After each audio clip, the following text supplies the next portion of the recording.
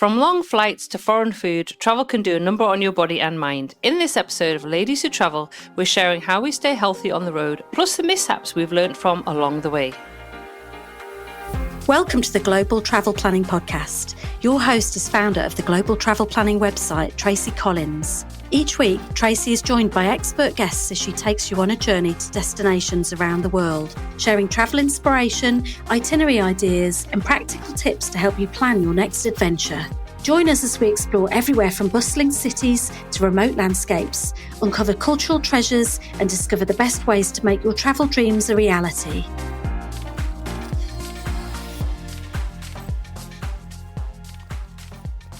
Hi and welcome to episode 73 of the Global Travel Planning Podcast.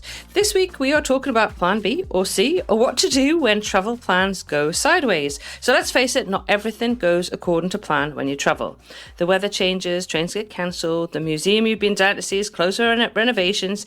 So in this month's Ladies Who Travel episode, we're talking about the art of being flexible when things go wrong. From our own travel curveballs to how we mentally reframe disruptions, this is all about rolling with the punches and sometimes discovering unexpected joys along the way. We'll share stories of travel plans that crumbled, the backup plans that saved the day, and the unexpected wins that come from letting go of the itinerary. So whether you're a meticulous planner or more of a fly by the seat of your passport type, this episode will give you permission to pivot and keep your sense of humour when things don't quite go to script. So I've once again got Melissa and Shelly here for this episode. Now, we are recording this actually at the end of July. The episode is going out at the end of September, but because we all have crazy schedules, sometimes we have to try and record a couple of episodes at the same time. So as I said, this time we're going to be talking about Plan B or C when things go wrong when we travel. But hopefully over the next couple of months, the travel that we have planned won't go wrong. So as I've already kind of mentioned in the previous month's episode, August episode, we are potentially in September going to be traveling around Western Australia, or we're going to be in the UK. So I'm not sure. I'll tell you at the end of October what we actually did. But what are your plans over the next couple of months, Shelley? Well, tentatively, if everything doesn't go wrong, I'm planning on heading over to Albania and revisiting that area. I love Albania, and possibly going back to my Puglia. Brilliant. So we can talk about that at the end of October. So we will catch up and find out at the end of October what we've done. So what about you, Melissa? What have you got planned up until the end of September? I've got a couple of days in Auckland coming up in New Zealand. I've never been to Auckland. I've been to New Zealand, but never been to Auckland. Just going over there for some personal reasons. But I've got some sightseeing planned as well. So yeah, hopefully that all goes well.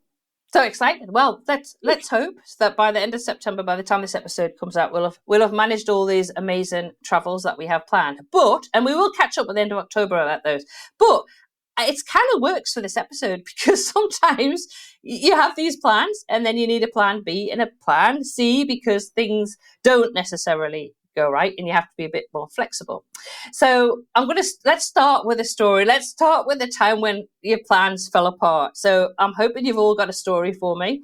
I'll start quickly with, Doug and I were in Portugal and Spain earlier in the year, and we planned to take the train, which Doug was very, very, I cannot tell you how excited he was about this, to take the train. We actually take the bus and then catching the train around northern Spain and then down to Barcelona. So you had this big train journey planned and train strikes hit. So we waited and waited and waited. Hopefully they'd be called off. And in the end, I gave up, booked a flight, and an hour later, the train the strikes were cancelled. But I just went, and Doug was like, "Well, let's do the train." I'm like, "I've just paid for flights, we'll just fly it." Sometimes you just have to accept the disappointments. And I've said to Doug, we will go back and do that again. Right. What about you guys? What stories have you had where things have gone a bit awry from your plans, Melissa? We all know that I've broken my foot a number of times. And that made my plans not go to plan. I'm not going to talk about that because I talk about it all the time. I'm going to talk about something that me and Shelly, we were going on a trip just a few hours north of Brisbane out. We were going to Lady Musgrave Island, and also we were going to sleep on the reef. Now I live in Brisbane, and Shelly was visiting Brisbane. We don't have cyclones in Brisbane, but guess what? We had a cyclone when Shelly and I were due to do this. So we had to cancel those plans, which was fairly easy to do because we don't have cyclones here. All the operators were very fine about doing that. So then we rescheduled. And then when we rescheduled, then we had bad weather again, and we weren't able to sleep on the reef. But we decided to still go ahead with the trip, and we did what we could do. Look, so it didn't actually, the plan that we had planned didn't all go to plan, but we still had a wonderful time, and we just went with it anyway. And I think that's the best way to be. So obviously, what about you, Shelley? Don't mention the same one that Melissa's just talked about. No. But I did have that notated, because that was, I kind of had notated out of like how to, just go with the flow. So I've had one story that I told on a previous podcast about my Italian debacle, but it turned out perfect. But this one, I will not mention the country, but I was in this country for at least a month. And then I decided I was going to go to the local mall, which I could walk to. And I went to the mall just for like an hour and a half. And when I exited the mall, there was a full-blown like riot protest in all the streets. I mean, this wasn't like a little like, hold up your sign. No, there were thousands of people in the streets marching, and then there were, I want to say, thousands of police vehicles, the big ones, like they take people away in, not like the cars. I don't know the technical name for that, but anyways, yeah, it was like crazy. And I had just been in there for like an hour and a half. So they always tell, I always think in the back of my mind, stay calm, stay out of it, don't get involved. So I just kind of tried to get to my place as quickly as possible. The problem was they blocked off all the roads. So all the roads were blocked off and barricaded. And it was very, very scary, because they were all dressed up. All the police were marching. So I was going like a salmon going upstream. So I kind of just stuck to all the police vehicles. I finally got back to my place, and then I, text a friend that knew about this country, and I'm like, what's going on? Do I need to leave? And it turns out it was a political protest, but evidently that there was wind that it was going to happen. So it wasn't like a spontaneous one. I did not know about it, but that was very intense. But yeah, always remember, don't get involved, just walk with purpose and get to where you need to be. Did you stay in the country after that, or did you change your plans and leave? Actually, after I spoke to a friend of mine and found out that it was a political protest, but like I said, they had kind of like planned it, but not planned it. My friend told me it would be safe because it was something within just that government. I was staying in the capital city. Okay. So, but I did stay, and I just try to stay out of things like that. I think it's the best for visitors. And my friend told me it was safe. So I did stay probably another 3 weeks, and then I left. Wow. Okay. So, but it was intense. I was going to say, it sounds like, I remember actually walking back to the Gare du Nord in Paris a few years ago. It was in January, and there were protests, and we had to walk alongside. We couldn't get to the Gare du Nord without kind of crossing over this massive protest. And of course, all the French police were dressed like RoboCops, and it was all a bit scary. And also having to cross over, we had to get back to the Gare du Nord because we were catching Eurostar. But I remember at the time thinking, oh my goodness, this isn't what I signed up for when I came to Paris this particular time. So yeah, I think when those sort of things happen, it can be quite scary. But what's your general mindset when something goes wrong during a trip? Do you stay cool and calm, or are you kind of, I guess I know you two are going to be cool and calm, but I know some people have meltdowns. Doug had a bit of a meltdown about the train strike, I have to tell you. He was just like, I was so upset about it. I really want to do the trains. But generally, I just stay, because you just have to have a plan B or C. And we do, when we have the consults for UK travel, we always say, have a plan B. Don't plan to catch a train from Scotland to catch a plane out the same day. Do it the night before. Yeah. That sort of thing we always say, because you just never know what's going to happen. Can I correct you though, Tracy? You said, I know you guys stay calm and all that. I don't. I normally have a meltdown. Oh, I see it.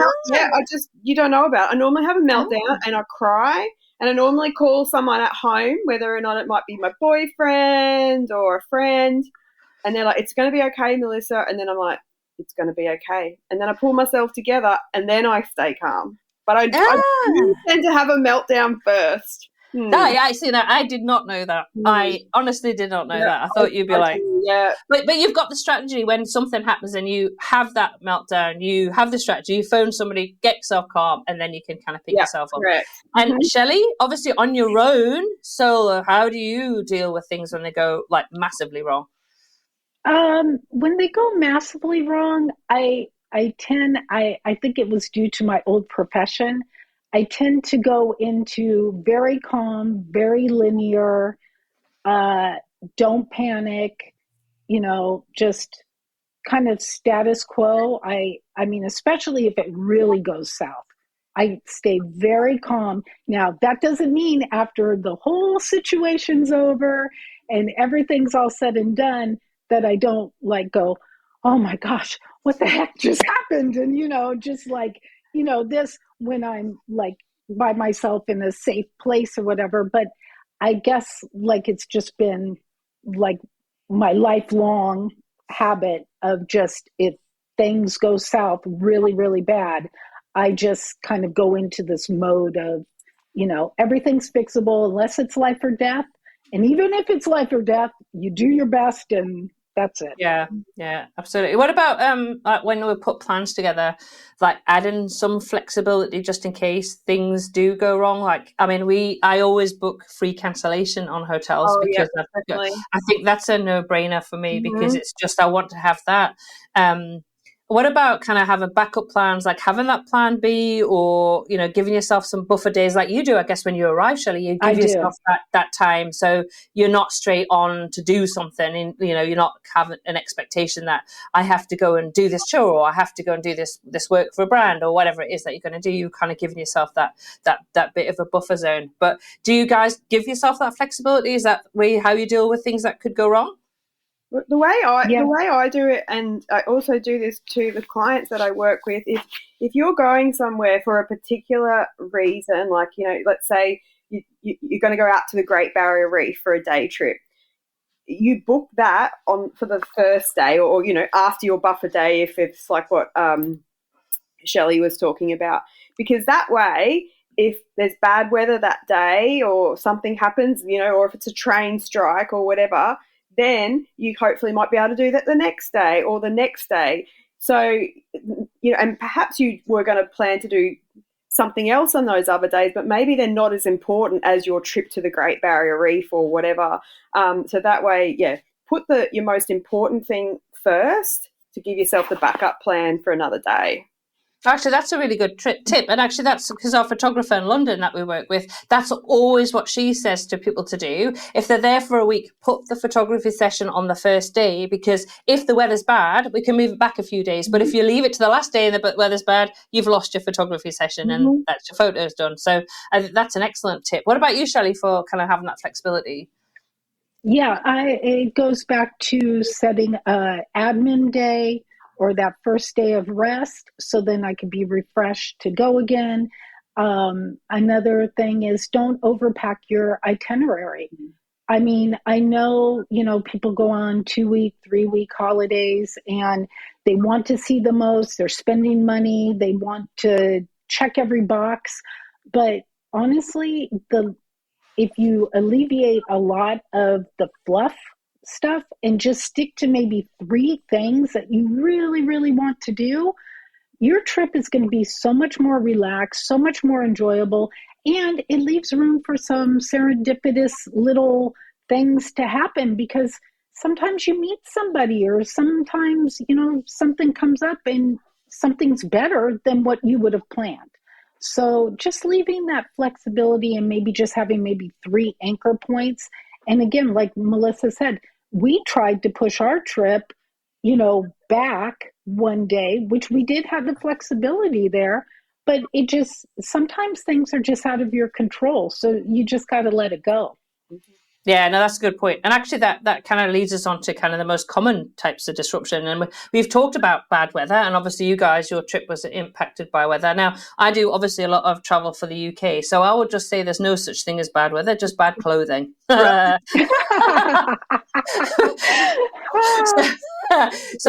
just you just have to be prepared in the UK. That actually saying that they haven't had a lot of rain recently. Oh, maybe they have. I don't know. I lose track. But sometimes they have no rain at all, and then they seem to have loads of rain. So it kind of goes that way. But I guess it's that unless it's going to completely cancel what you're doing, then you just prepare. Take an umbrella, take a raincoat. That sort of preparation. I don't think I've had anything. Except flights. I guess I've had flights that have been impacted by the weather. You don't want to be flying out in a bad storm or stuff like that. And also, what about transport issues? Like, obviously, we had the strike early on there. The UK's had quite a few train strikes. This was in Spain, so it's not just the UK that has train strikes. And actually, our flight to Los Angeles last year was cancelled because of a bird strike. Actually, the flight came in, hit a bird, so the flight was cancelled until the next day. Yeah, I know. So that happened, and we lost the hotel, unfortunately, in LA for that evening, but we managed to move other things forward. But have you had anything like that, kind of flight cancellations, train strikes, that sort of stuff happen, Melissa? I haven't had anything, I don't think, too major, but it just got me thinking. Even just last weekend in Brisbane, we took some tourists out. We had this wonderful plan that we were going to go on the city cat and, on the ferry, ferry down the river and blah, blah, blah. When we got out, there were just people everywhere, and we didn't realise that there was a huge international rugby game playing in Brisbane. And so all the ferries were packed. You couldn't get on the ferries. We couldn't get where we wanted to. And, at first it kind of stressed us out a bit because we'd had this great plan. And then we were like, all right, we're just going to have to change the plan. And then it started raining. It doesn't rain that much in Brisbane generally. So, when you're an outdoor, it just, look, everything we'd planned for the afternoon just didn't happen. And you know what? We ended up in McDonald's just eating ice cream. So not very touristy, but that's what we did, and we just had to go with it. So exactly, made the best of the situation at the time. Yeah. What about you, Shelly? As far as the transportation or weather? Well, either. You can talk about either. Okay. So as far as the weather having impact here in the U.S., especially where some of my friends and family are on the Southeast, we get hurricanes. So I tend to visit around hurricane season. Well, last year the hurricanes were very, very bad, Category 4s. And I was staying at a location where the water, I actually got held in the house because the water came all the way up to the front door. It came all the way up, almost flooded the screen and pool because the storm surge was so much. So that being said, I think, and then I went to Australia and they had their first cyclone in whatever years. And I'm just like, is this following me? What's happening? I'm like, I'm very well versed in this now. But that being said, it just making sure you're prepared. When you travel someplace, if you're traveling just for a couple weeks, you may not have a big issue. But if you're traveling a little bit longer, if you're going during cyclone season or during tornado season or some kind of, just know that. It's almost like looking up the holidays before you travel. Know what you're walking into because, otherwise you won't be prepared. Yeah, no, that's a good point, actually, because Doug's been doing a lot on the UK Travel Planner podcast talking about Sunday travel and saying to people, it's a matter of risk, because people sort of kind of come back to him and said, well, I didn't have any trouble when I've travelled on a Sunday on the trains. And Doug said, well, you might not, but you just be aware that there is a risk of travelling on a Sunday because of potential disruption, because that's when they do the work on the line and obviously staffing. So there's huge issues. I guess it's going into that stuff. If you've got that knowledge, then you know that you can prepare for it. And I think that's a good point.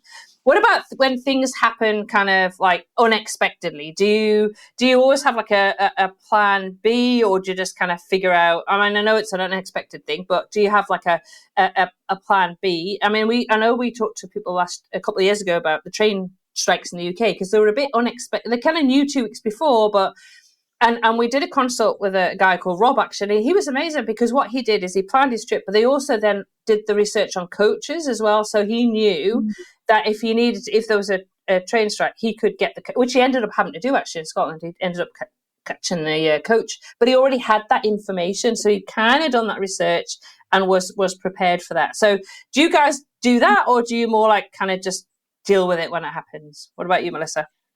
Well, I guess you can't really plan for the unexpected. I think it's a bit about just kind of doing your research before, like, I guess like what Shelly was just sort of saying, knowing if there's some holidays on, knowing if it's monsoon season or wet season, and just sort of having in the back of your mind, like, for example, I see people always in different groups I'm in say, oh, you don't go to like North Queensland during summer, and like I don't agree with that. Like, yes, it's our wet season, but there's not gonna be a crazy storm every day. But if you go knowing that it can be the wet weather, then you can kind of make plans. So yeah, I think it's just not not having your major meltdown, or having your meltdown but then letting it go and just dealing with it and just go, look, that's life. It's life, isn't it? It's not just travel, it's life. Things just have to plan all the time for other exactly. And actually, I think all of us actually do plan for the unexpected, in that we always have travel insurance. Oh, and yes. That is because insurance, for any insurance, is about the unexpected. Yeah. Mm-hmm. That's right. So it's not stuff that we plan for. What about you, Shelley? I mean, I know you're pretty good. And I remember we talked about the time that you ended up in Italy one time, and the place that you stayed was awful, and it was not what you expected. But you kind of pivoted quite quickly and found yourself alternative accommodation. So I think it's that staying level-headed and kind of going, okay, this isn't what I planned. This isn't what I hoped. This is what I expected. But now, how do I then make a plan to change the situation? I think too it's very important, like Melissa said, do preliminary research, the holidays, the weather, the train system.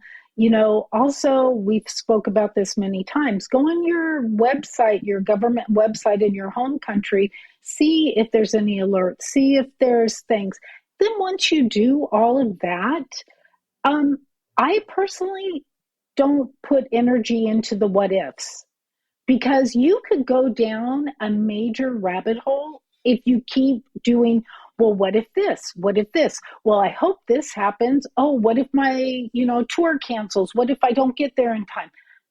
That is such an expenditure of energy, and it also takes away from your trip. So if you've done your due diligence, and just like in Italy, when that whole thing went awry, now I can laugh at it, but in the time, you just have to think, okay, this can be fixed. Let me do this. And maybe it will turn out better, or it won't turn out better. And, you just kind of go with the flow, but to bring yourself down that rabbit trail of what ifs, sometimes that is crippling for new travelers, and they'll skip it all together. Yeah, no, that's a good point. That is true. Now, what about, have you ever, any of you, and I had to think about this one actually, have you ever had something like come out of something that was a disruption, but ended up being actually better than what you had actually planned? Well, that's me in Italy right there. Well, I was actually going to say the thing that actually crossed my mind, and this was about you, Shelly, is that when we were in Kuala Lumpur, I know you were in Thailand and your friends weren't there. So you just said, I'll come and visit you guys in Kuala Lumpur, which was really cool. So then we went out, had a meal, and got to meet up. And that, I know that wasn't something that you had planned. It was kind of a bit of okay, you know what? I'm going to come down and see you guys because it's not worked out here at this precise moment to what I planned. So that was really cool. What about you, Melissa, then? Have you got anything that kind of come out of it? Nothing comes to mind. I have no doubt there there probably is. But look, off the top of my head, I can't, nothing comes to mind. Sorry. No, that's all right. I was struggling, actually. It was one of those questions I thought, well, you never know. We might have had something that really good come out of things that have been cancelled. But I think mainly is kind of just going with it and not getting too stressed and going, that's the best way to deal with it. Now, what about do you have a kind of personal travel emergency kit? So that could be like something you take with you, an app, or practices that help when things go wrong. Now, Doug always does a medical side. So in terms of having a physical medical kit, Doug's great for that. And actually, when we went to India, you were really good on that, Melissa. You had all of our kind of medication thing sorted. I always make sure that I have a working eSIM now. For me, being able to stay connected is a huge issue. So I want to have that. And obviously, as we've talked before, like insurance is a non-negotiable. That is part of my, if you have an emergency, you want to have that insurance. But what about you guys? What do you have in your kind of like, emergency kit? I have kind of a different one. I take, obviously all my supplements and, all the knowledge from where I'm going to, but I carry 2 phones. And I leave one in where my accommodations are, and then I have my primary phone with me, because if it gets stolen, it gets broken, it goes in the ocean. Okay, that has happened to me. If it just gets dead, then I can always go back to my accommodations. I could deactivate the current phone, that whatever happened to it, and then I can back up all my cloud information, so I'm never left without a phone. Because as a solo traveler, I have to always be watching out for myself and making sure people know where I'm at. And so that's one of my must-haves. You know what? I think I've often said to Doug, if I lost my phone, or my phone broke or dropped it smashed, or it got stolen, I would be absolutely lost, because everything is on my phone. I use my phone to pay for everything. I take cards, but so that's a really smart idea, expensive idea, but a smart idea, because at the end of the day, yes. Well, no. Well, yes. Yeah, and it doesn't have to be like mine are equal, but it doesn't have to be that way. You could get maybe they come out with phones like every 10 minutes now. I mean, you could have a phone maybe a year old that maybe you were going to trade in or something, and you end up keeping it. It's just something that has really served me well over the last 2 years. So do you put eSIMs in both phones? I'm now curious about this. Do you put eSIMs in both phones? Yes. So what I have on my plan is I have a global plan. So I will have a global plan on the secondary phone. And then on my primary phone, when I land, I put the eSIM on that, so I get a local number. The secondary phone is always just for emergencies. So that's always just in my accommodations. It's always activated. It's always connected. I won't have a local number on it. So I'm not paying for 2 SIMs, but I am paying for 2 different lines. Well, now we know about Shelly's burner phone. What about you, Melissa? What do you have in your personal kit? No, I don't have a burner phone. Melissa, just to go off track a little bit, I once went to Hawaii with my daughter. This is a long time ago. She was only 4 at the time, and we got there and my phone wouldn't work. Got off and it would not work, and I really panicked, because we have so much on our phone now, and it was just me and her. But I went, this is probably a bit of a shout out to Apple. I have an iPhone like most of the population, and I went straight to and found out where an Apple store was in Waikiki, and went there, and the phone was reasonably new, and they just gave me a new phone. Wow. And then because of you're talking about the cloud, I was then able just to download it, and then it was. I panicked so badly, because I was like, oh my gosh, everything is on this phone. What am I going to do? I'm in a different country. And when it was just Apple was really good and just sorted it out. So, but that was a country like Hawaii. I mean, if you're going somewhere else, although There's Apple shops everywhere in the world. You could probably get a new phone anywhere these days. But yeah. So let's end this episode with always the same question. What would be the one tip you'd share for staying calm and flexible when travel doesn't go to plan? What helps you keep perspective and turn things around, Shelly? I think it comes back, for me, it comes back to attitude, and it comes back to just being confident that everything can be worked out. And yes, flights have been delayed. I've missed flights. Luggage has been lost. But escalating and taking out on other people or lashing out on other people, sometimes when we get frustrated, and we all do it, I think it only makes it a little bit worse. So if I was to give somebody, a traveler, advice, is give yourself plenty of time so you're not rushing around, and really, really just think of that person as maybe your son, your daughter, your aunt that's standing behind there, and how you're going to speak to them, and keep it very calm, and you will be surprised how much further you'll get.